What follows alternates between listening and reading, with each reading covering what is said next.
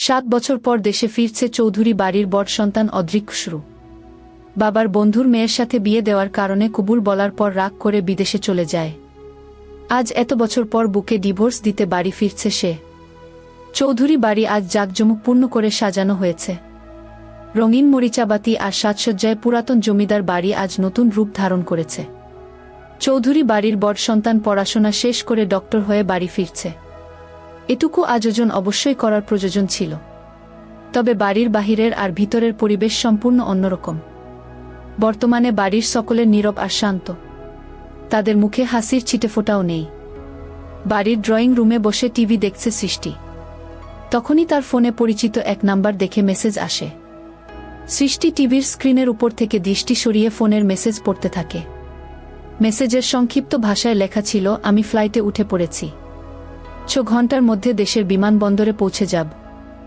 সংক্ষিপ্ত লেখাটা পড়ে সৃষ্টির মুখে হাসি ফুটে ওঠে। সৃষ্টির ফোনে মেসেজ করা ব্যক্তিটি আর কেউ না, তার বড় ভাই, চৌধুরী বাড়ির বড় সন্তান ডক্টর অদ্রিক খুসরু। সৃষ্টি রিমোট দিয়ে টিভি বন্ধ করে দেয়া। এরপর তার ফোন হাতে নিয়ে তাড়াতাড়ি করে ছুটে যায় রান্নাঘরে। রান্নাঘরে বিভিন্ন প্রকারের খাবার রান্না করে যাচ্ছেন শারমিন বেগম, যিনি চৌধুরী বাড়ির বড় গিন্নি। উনি অদ্রিক আর সৃষ্টির মা।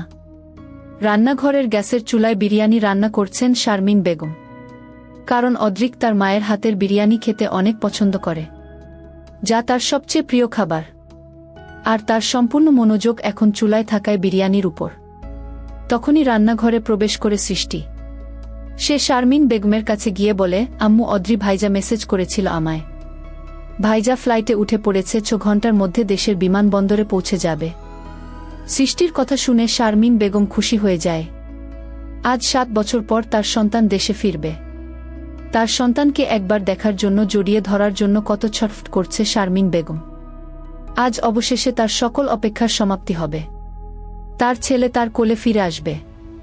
তবে শারমিন বেগম একটু পর কিছু একটা ভেবে শান্ত হয়ে যায়। তার মুখের হাসি বিলুপ্ত হয়ে যায়। সৃষ্টি তার মায়ের মুখ এমন গম্ভীর হয়ে যাওয়া দেখে প্রশ্ন করে, আম্মু, হঠাৎ করে কি হলো তোমার? ভাইজা আসছে শুনে খুশি হওনি তুমি? শারমিন বেগম সৃষ্টির মুখের দিকে তাকিয়ে বলে, মেঘ কোথায়? শারমিন বেগমের মুখে মেঘের নাম শুনে সৃষ্টি শান্ত হয়ে যায়। মায়ের হঠাৎ করে গম্ভীর হয়ে যাওয়ার কারণ সে এখন বুঝতে পারে। সৃষ্টি অসহায় মুখ করে বলে, উপরে ওর রুমে। আচ্ছা আম্মু, সত্যিই মেঘ আমাদের সকলকে ছেড়ে চলে যাবে? অদ্রি ভাইজা আর মেঘের কি একসাথে সংসার করা এখনো হবে না? সৃষ্টির কথার জবাব শারমিন বেগম দিতে পারে না। সে শুধু ছোট্ট করে বলে, ভাগ্যে যা লেখা আছে তাই হবে। শারমিন বেগম আর কোনো কথা বলে না। বিরিয়ানি রান্না শেষ করে রুমে ফিরে আসে।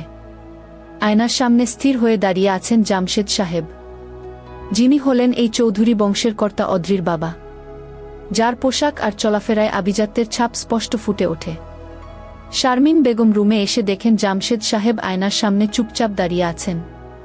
শারমিন বেগম তার কাছে এগিয়ে যায়। জামশেদ সাহেব শারমিন বেগমের উপস্থিতি উপলব্ধি করতে পারেন। তার স্ত্রী এখন তাকে কি বলবে তা উনি আগে থেকেই জানেন। জামশেদ সাহেব গম্ভীর কণ্ঠে বলে, মেঘকে বল ব্যাগপত্র গুছিয়ে নিয়ে আসতে। ওর জন্য ড্রয়িং রুমে বসে আমি অপেক্ষা করছি। জামশেদ সাহেব আর শারমিন বেগমকে কথা বলার সুযোগ দেয় না। দ্রুত পা ফেলে রুম থেকে বের হয়ে যায়। শারমিন বেগম দীর্ঘশ্বাস ছাড়ে। এরপর সিঁড়ি দিয়ে উপরে উঠে যায়। বাড়ির সকল জাঁকজমকপূর্ণ আয়োজন ব্যালকনি থেকে তাকিয়ে তাকিয়ে দেখছে মেঘ। তার বিয়ের সময় বাড়িটা এমন সুন্দর করে সাজানো হয়েছিল, লাল রঙের মরিচাবাতি জ্বালানো হয়েছিল।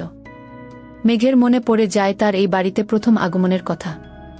15 বছর বয়সী বাচ্চা মেঘের বিয়ে হয় চৌধুরী বাড়ির বড় সন্তান অদ্রিক খুসরুর সাথে। তখন অদ্রির বয়স আনুমানিক 18 বছর হবে। মেঘের মা তার জন্মের পরেই মারা যায়। মা মরা মেয়েকে তার বাবা বড় করে।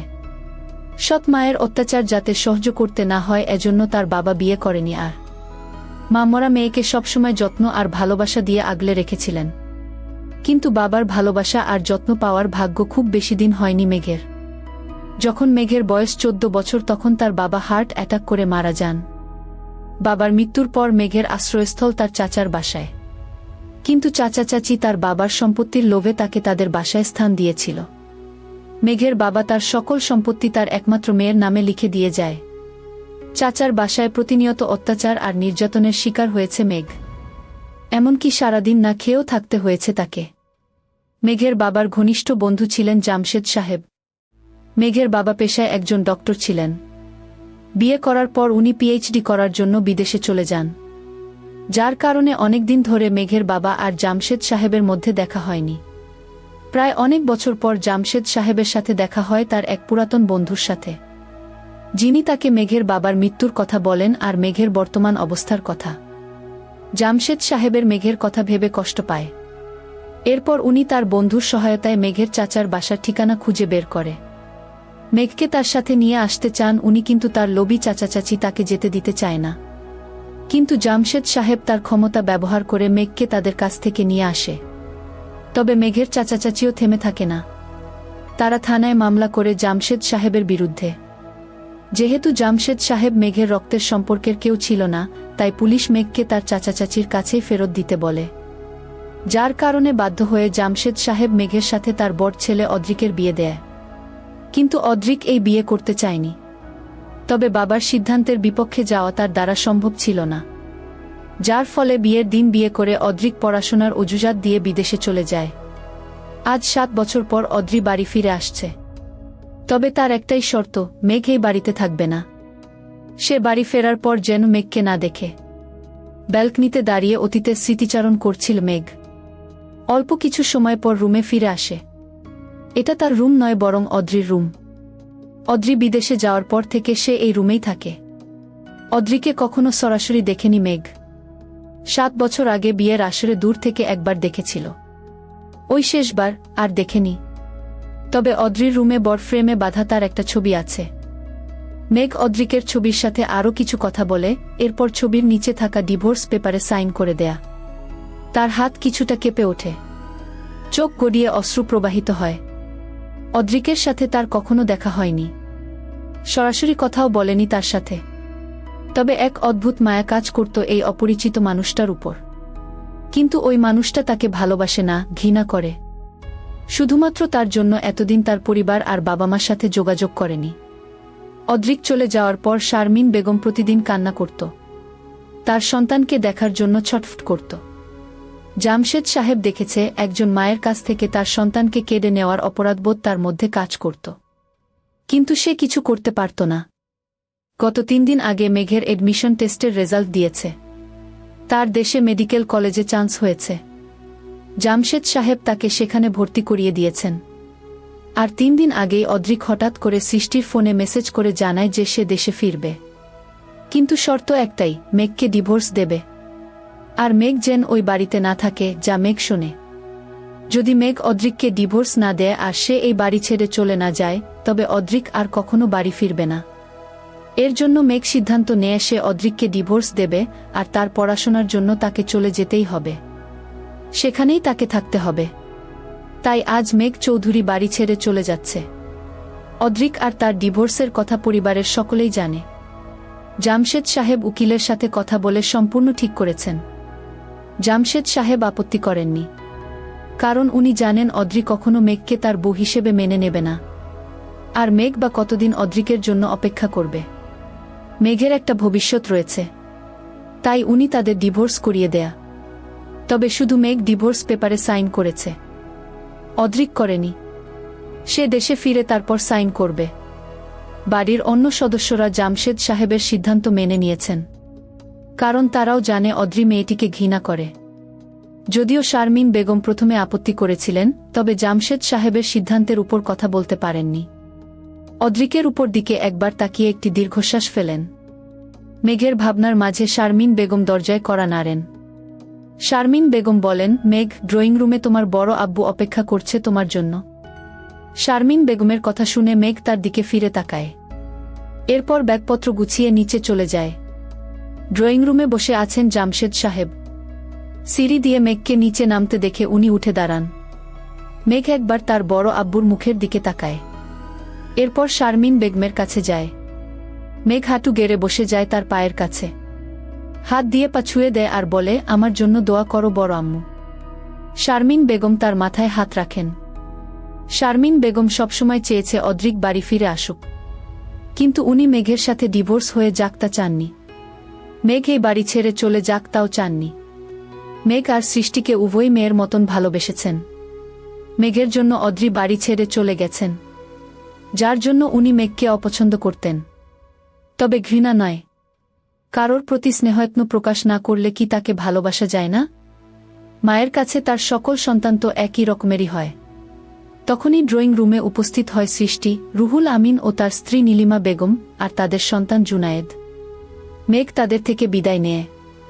এরপর বাড়ি থেকে বের হয়ে যায়। বাড়ির সদর দরজা অতিক্রম করার আগে একবার সম্পূর্ণ বাড়িটা পর্যবেক্ষণ করে। এটা তার শ্বশুর বাড়ি ছিল, এখন আর নেই। মেঘ গাড়িতে উঠে বসে। জামশেদ সাহেব তার পাশে ড্রাইভিং সিটে বসেন। মেঘ একবার জামশেদ সাহেবের দিকে তাকায়। উনি খুব শান্ত হয়ে ড্রাইভিং করছেন। গাড়ি চলতে শুরু করে। আর কখনো এই শহরে তার ফেরা হবে না। এই বাড়িতেই সে আর আসবে না। স্বামী নামক মানুষটার সাথে তার আর দেখা হবে না, কখনো না। 6 ঘন্টা পর বিমান এসে পৌঁছায়। গাড়িতে থাকা সকল যাত্রী নেমে পড়ে, শুধু একজন ছাড়া। বিমানের এক সিটে হাতে বই নিয়ে বসে আছেন এক ব্যক্তি, যার সম্পূর্ণ মনোযোগ এখন তার হাতে থাকা বইয়ের দিকে।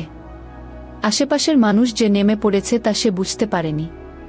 বিমানের একজন মহিলা এগিয়ে আসে সিটের দিকে।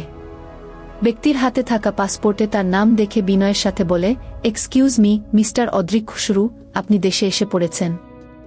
বিমান থেকে নামতে হবে এখন। বিমানের এয়ার হোস্টেসের কথা শুনে বই পড়া ব্যক্তিটি বিরক্ত হয়। নাকমুখ কুঁচকে তাকায় সামনের দিকে। ব্লু হোয়াইট সংমিশ্রণের ডোরাকাটা শার্টটি আষ্টেপিষ্টে জড়িয়ে আছে মানুষটার সাথে। বাম হাতে তার ব্র্যান্ডেড ঘড়ি আর অন্য হাতে একটা দামি আংটি রয়েছে। মুখের আদল কোনো হিরোর থেকে কম নয়। ফর্সা ত্বক আর নাকটা বেশ উঁচু। মুখের চারপাশে চাপ দাড়ির ছাপ খুব ভালো করেই বোঝা যাচ্ছে। এত সময় ধরে যার রূপ আর সৌন্দর্যের প্রশংসা করা হচ্ছে তার নাম ডক্টর অদ্রিক খুসরু। বর্তমানে যিনি আমেরিকা থেকে পড়াশোনা শেষ করে দেশে তার বাড়িতে ফিরছেন। বই পড়া বন্ধ করে অদ্রিক তার সিটের আশেপাশে তাকায়।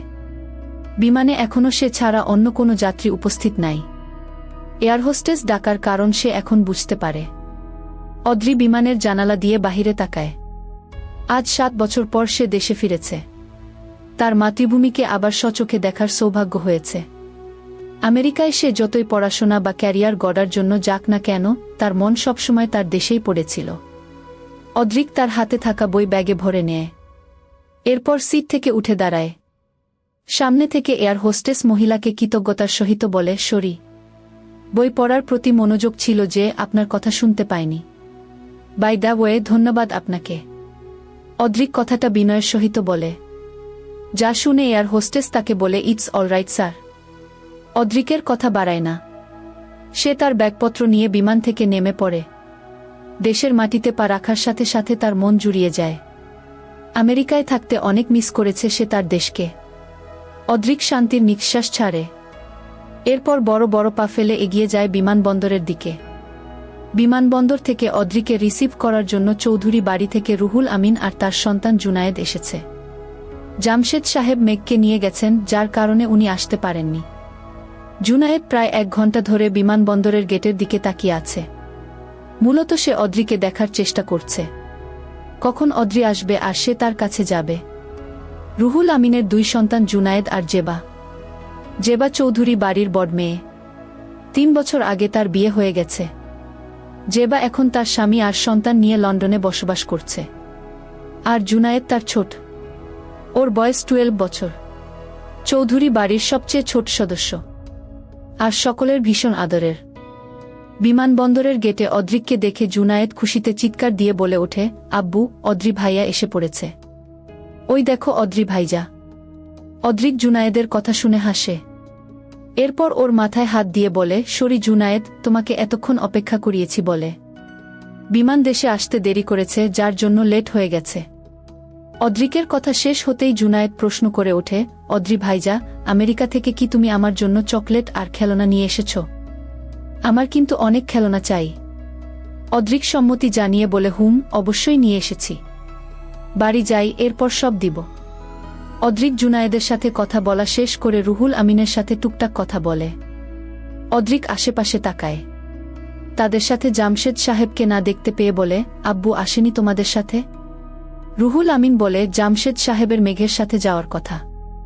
রুহুল আমিন বলে, ব্যবসার জরুরি প্রয়োজনে তোমার আব্বুকে দূরে যেতে হয়েছে। তবে আজকের মধ্যেই ভাইজান ফিরে আসবে। রাতে তোমার সাথে অবশ্যই দেখা করবেন। ওকে। অদ্রিক আর কথা বাড়ায় না। রুহুল আমিন আর জুনায়েদের সাথে গাড়িতে উঠে বসে। আর অন্যদিকে মেঘ আর জামশেদ সাহেব গাড়ি করে যাচ্ছে রাস্তায়। প্রায় শেষের দিকে। 5 মিনিট পর তারা বাসায় পৌঁছে যাবে। মেঘ গাড়ির মধ্যে বসে আছে। তার পাশে ড্রাইভিং সিটে বসে গাড়ি ড্রাইভ করছে জামশেদ সাহেব। বাড়িতে এত ড্রাইভার থাকার পরও জামশেদ সাহেব নিজে ড্রাইভ করে মেঘকে পৌঁছে দেয়। মেঘ জামশেদ সাহেবের দিকে তাকায়। জামশেদ সাহেব বেশ শান্ত হয়ে ড্রাইভিং করে যাচ্ছে। তবে মেঘ জানে তার বর আব্বুর মনে আজ কতটা কষ্ট। এই গম্ভীর চেহারার আড়ালে লুকিয়ে থাকা কোমল হৃদয়ের অধিকারী মানুষটাকে যে মেঘ চেনে। ছোটবেলা তার বাবার মৃত্যুর পর থেকে তার বর আব্বু তাকে বাবার ভালোবাসা দিয়েছে, স্নেহমতায়ত্ন দিয়ে আগলে রেখেছে। সৃষ্টি আর মেঘ এই দুজন মানুষকে জামশেদ সাহেবের কাছে কখনো আলাদা থাকেনি। দুজনই তার মেয়ে। বরং সৃষ্টির চেয়ে মেঘকে উনি বেশি আগলে রেখেছেন। বন্ধুর মেয়ে বলে না, নিজের মেয়ে ভেবে। অদ্রিকের সাথে বিয়ে দিয়ে মেঘের জীবনটা উনি নষ্ট করেছেন। এই অপরাধবোধ তার মধ্যে সবসময় কাজ করে। মেঘকে সমাজের সকলে ডিভোর্সি নারী হিসেবে জানবে আজ থেকে। মেঘের গায়ে কলঙ্ক লেগে গেল, যার জন্য দায়ী জামশেদ সাহেব। বাবা হয়ে মেঘের জীবন ধ্বংস করে দিলেন উনি। মেঘ তার বড় আব্বুর মুখে তাকিয়ে দীর্ঘশ্বাস ছাড়ে। সে জানে যে জামশেদ সাহেব কখনো চাননি তার আর অদ্রিকের ডিভোর্স হোক। মেঘকে উনি সবসময় তার ঘরের মেয়ে করে রাখতে চেয়েছিলেন। চৌধুরী বংশের বড় বউয়ের পরিচয় যেন মেঘ পায় তার স্বপ্ন দেখেছিলেন। কিন্তু সব শেষ করে দিল অদ্রিক। মেঘের ডিভোর্সের কথা বলে। চৌধুরী বাড়িতেই আজ থেকে মেঘ থাকবে না। কথাটা ভেবেই কষ্ট হচ্ছে জামশেদ সাহেবের। আজ তার মেয়ে সারা জীবনের জন্য তার থেকে দূরে সরে যাচ্ছে। মেঘ মনে মনে বলে, সরি বর আব্বু, তোমাকে কষ্ট দিতে চাইনি আমি। কিন্তু যা সত্যি তা মেনে নিতে হবে। এই বাড়িটা আমার নয়, বরং অদ্রিকের। আমাকে ঘৃণা করে একজন মানুষ কেন তার বাবা মার থেকে দূরে থাকবে? বর আম্মু আর কত ছেলেকে দেখার জন্য চোখের জল ফেলবে? সব দোষ আর ঘৃণার কারণ যেহেতু আমি, তাই আমি না হয় দূরেই চলে গেলাম। যে বিয়েটা কখনো মানেনি তার সামনে বউয়ের অধিকার নিয়ে নাই বা দাঁড়ালাম। মুক্তি দিলাম তাকে সকল বন্ধন থেকে। ভালো থাকুক না হয় অন্য কারোর হয়ে। প্রায় 5 মিনিট পর বাসার সামনে এসে গাড়ি থামে। মেঘ গাড়ি থেকে নেমে যায়। সাথে জামশেদ সাহেবও নামেন। জামশেদ সাহেব এগিয়ে যান মেঘের কাছে। তার হাতে রয়েছে কিছু কাগজপত্র। উনি কাগজপত্রগুলো মেঘের দিয়ে বলেন, এই নাও মেঘ, এই বাড়ির দলিল। আজ থেকে এই বাড়ির মালিক তুমি। বাড়িটা 5 তলা। সবার উপরের তলায় তুমি থাকবে। অন্য সব তলা ভাড়া দেওয়া হয়েছে, যার থেকে মাসে মাসে টাকা আসবে। আর তোমার বাবার যা জমি ছিল তা কিছু ভাড়া দিয়েছি, আর কিছু বিক্রি করে ব্যাংকে তোমার নামে রেখেছি। এখানে সকল কাগজপত্র রয়েছে মেয়ে। কাগজপত্র হাতে নিয়ে চেক করে দেখে সত্যি এটা দলিল। জামশেদ সাহেবের কথা মেঘ সম্পূর্ণ শোনে। মেঘ বলে, বর আব্বু, এই বাড়িটা আমার নামে কেনার কি দরকার ছিল? আর ব্যাংকে টাকা দিয়ে কি করব আমি? পড়াশোনা বাবদ তো বেশি খরচা হয় না আমার। জামশেদ সাহেব মেঘের মাথায় হাত রাখে আর যত্ন সহকারে হাত বুলিয়ে দেয়া। জামশেদ সাহেব বলে, মেঘ, তোমার বাবার সম্পত্তির উপর তোমার অধিকার রয়েছে। এখন তুমি বড় হয়েছ। সকল টাকার হিসাব রাখার বয়স হয়েছে তোমার। আর মেডিকেলে পড়াশোনা করার জন্য প্রচুর টাকার প্রয়োজন পড়ে। জামশেদ সাহেবের কথায় মেঘ সম্মতি দেয়। এরপর মেঘ জামশেদ সাহেবের থেকে বিদায় নিয়ে বাড়ির ভিতরে চলে যায়। যতক্ষণ মেঘকে দেখা যায় উনি ততক্ষণ পর্যন্ত মেঘের দিকে তাকিয়েছিলেন। এরপর দীর্ঘ নিঃশ্বাস ছেড়ে গাড়ি নিয়ে আবার বাসার দিকে চলে যান। প্রায় 1 ঘন্টা পর অদ্রিক চৌধুরী বাড়িতে এসে পৌঁছায়। প্রথমে গাড়ি থেকে নামে রুহুল আমিন আর জুনায়েদ। আর সবার শেষে গাড়ির দরজা খুলে বের হয় অদ্রিক। আজ 7 বছর পর সে আবার চৌধুরী বাড়ির সামনে দাঁড়িয়ে আছে। চৌধুরী বাড়ির সাজসজ্জা আর আভিজাত্য এখনও ঠিক আগের মতোই আছে। চৌধুরী বাড়ির ভিতরে প্রবেশ করে অদ্রিক। তার সাথে রয়েছে রুহুল আমিন আর জুনায়েদ। গাড়ির শব্দ শুনে সৃষ্টি শারমিন বেগমকে ডাক দেয়। শারমিন বেগম এখন রান্নাঘরে রান্না করছিলেন। টেবিলে প্রায় 20 প্রকারের খাবারের আইটেম সাজানো হয়েছে। তবুও শারমিন বেগম আরও রান্না করছেন।